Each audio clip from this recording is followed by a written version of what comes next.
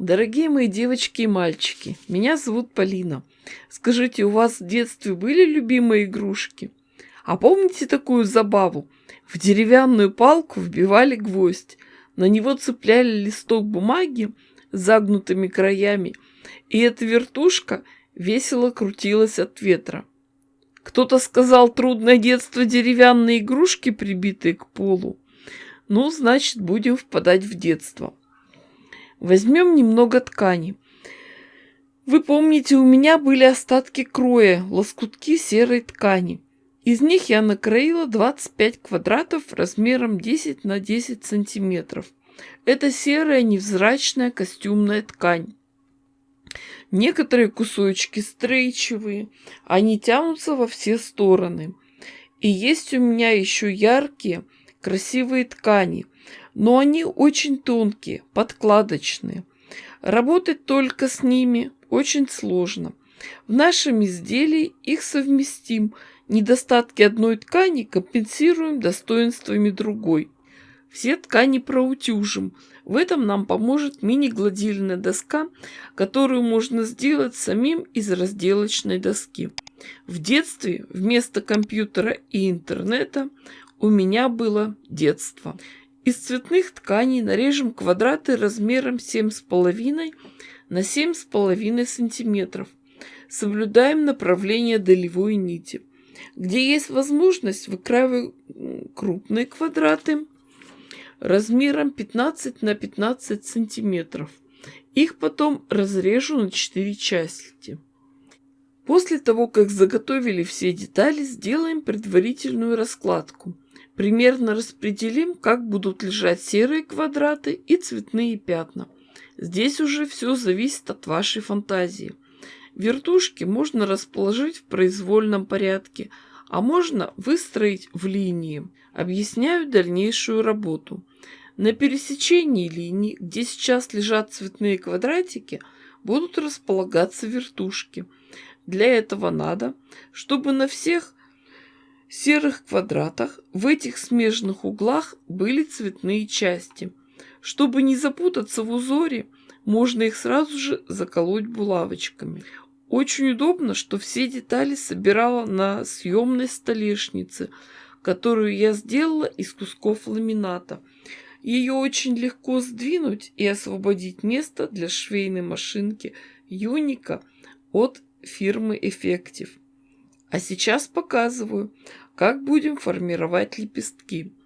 Цветной квадратик сгибаем по диагонали, закрепляем угол. Ткань подтягиваем и придерживаем верхний край. Расправляем.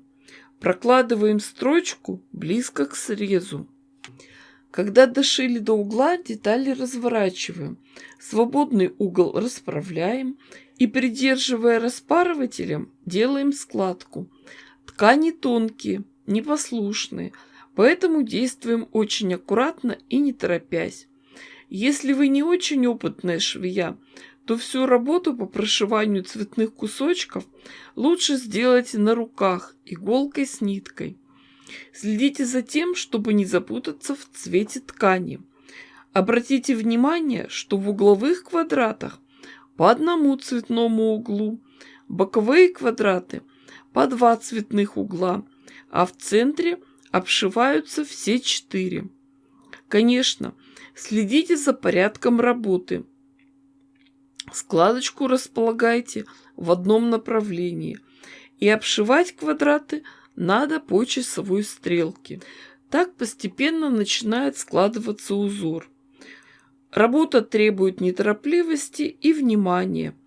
Конечно, можно сделать все вертушки одного цвета. Так будет легче ориентироваться и не запутаться. Но мы же не ищем легких путей. Теперь будем сшивать подготовленные блоки в большое полотно. Шью вертикальными рядами. Детали складываем лицом к лицу. Прокладываем соединительную строчку. Обратите внимание, когда пришиваем цветные детали, строчку прокладывали в 5 мм от края, а соединительная строчка будет в 7 мм. Нитки не обрываем, собираем все детали гирляндой. Все полотно держится на соединительных нитках. Остается только хорошо все проутюжить, чтобы швы лежали ровно. Когда будете работать утюгом, помните, что ткани у нас легкие и плавкие. Уже после проутюживания будем делать горизонтальные швы. В местах соединения следите за направлением швов. Они должны быть направлены в разные стороны. И очень хорошо, что мы использовали тонкие воздушные ткани, ведь получается очень много слоев. А так выглядит готовый блок. Вертушки объемные, очень красивые.